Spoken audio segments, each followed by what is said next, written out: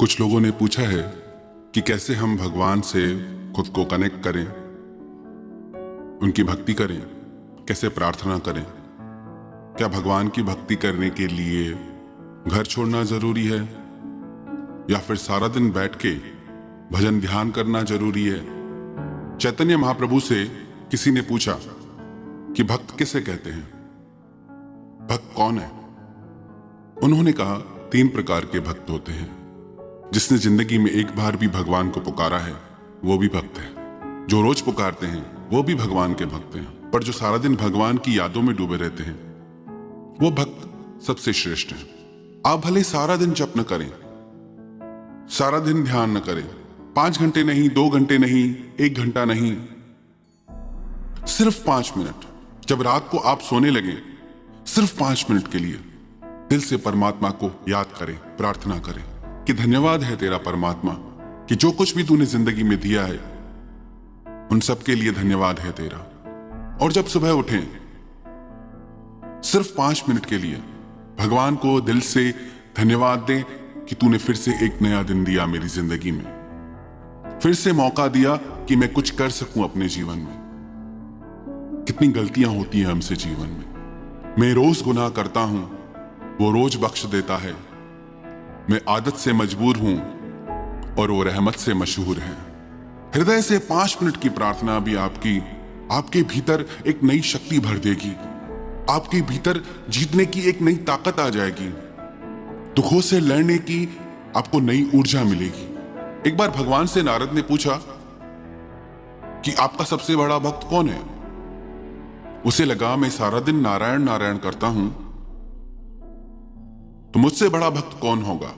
भगवान उससे बोले कि एक किसान है, धरती पे रहता है, वो मेरा सबसे बड़ा भक्त है। नारद को सुन के आश्चर्य हुआ कि मुझसे बड़ा भक्त कौन हो सकता है। उसने सोचा जाके देखता हूं।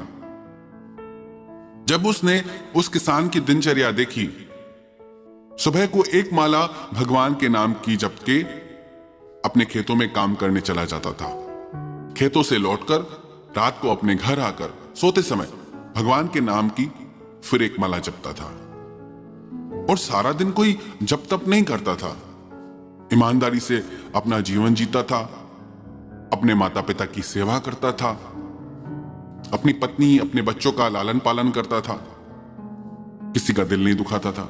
तो नारद को आश्चर्य हुआ कि ये कैसे सबसे बड़ा भक्त हो सकता है।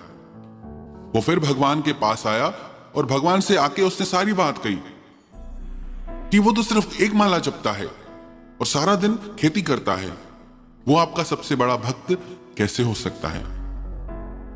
भगवान बोले चाहे वो 1 माला करता है, पर उस 1 माला में वो एक क्षण के लिए भी दुनिया का विचार नहीं करता, दुनिया की बातें नहीं सोचता और अपने कर्तव्य में पूरा है।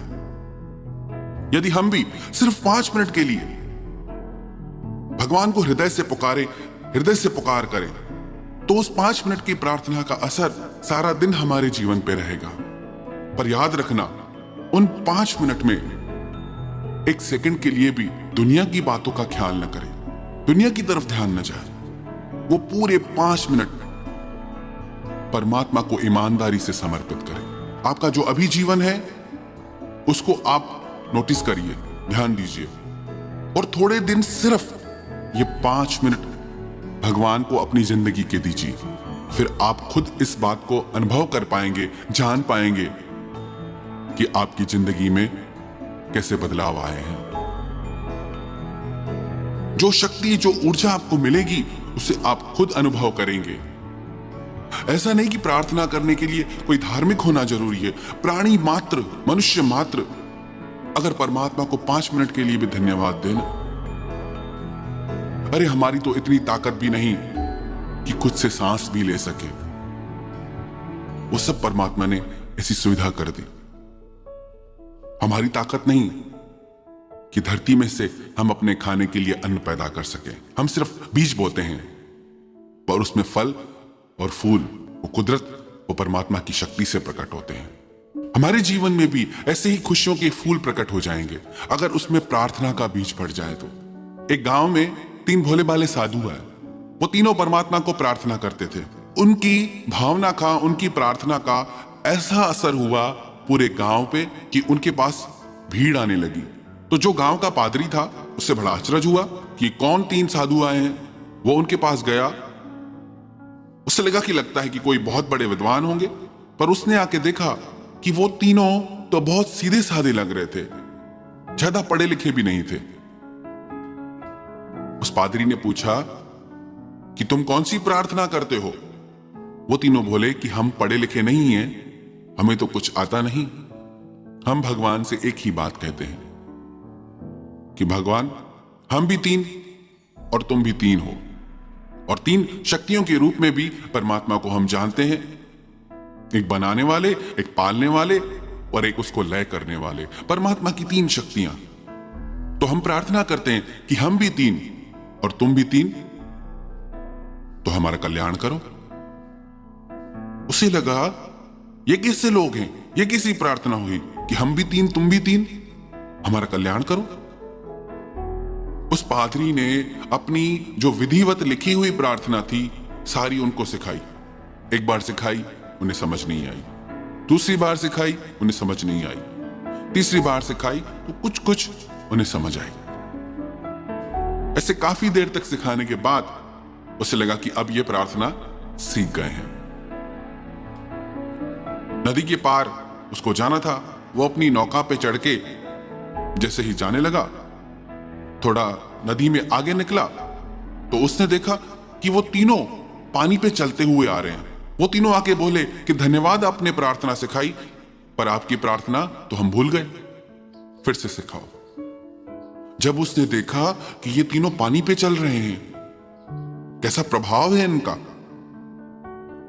तो उसे एहसास हुआ मेरी शब्दों में लिखी प्रार्थना से भी इनकी सीधी सादी प्रार्थना में ज्यादा असर है।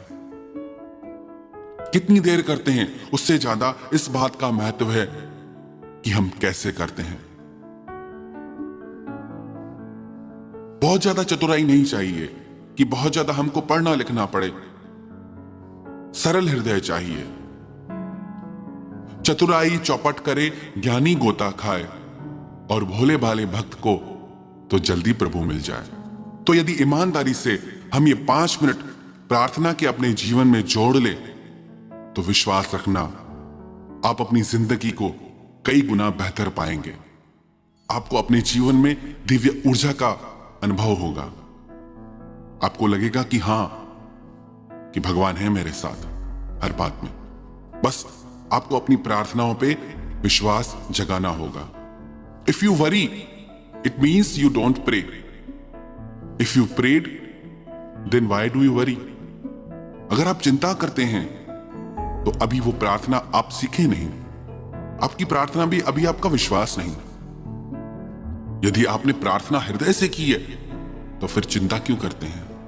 भगवान ने अर्जुन से यह बात कही, यदि तू सच्चे मन से मुझ में लग जाएगा तो तेरी हर चिंता मैं करूंगा। योगक्षेमम महाम्यम।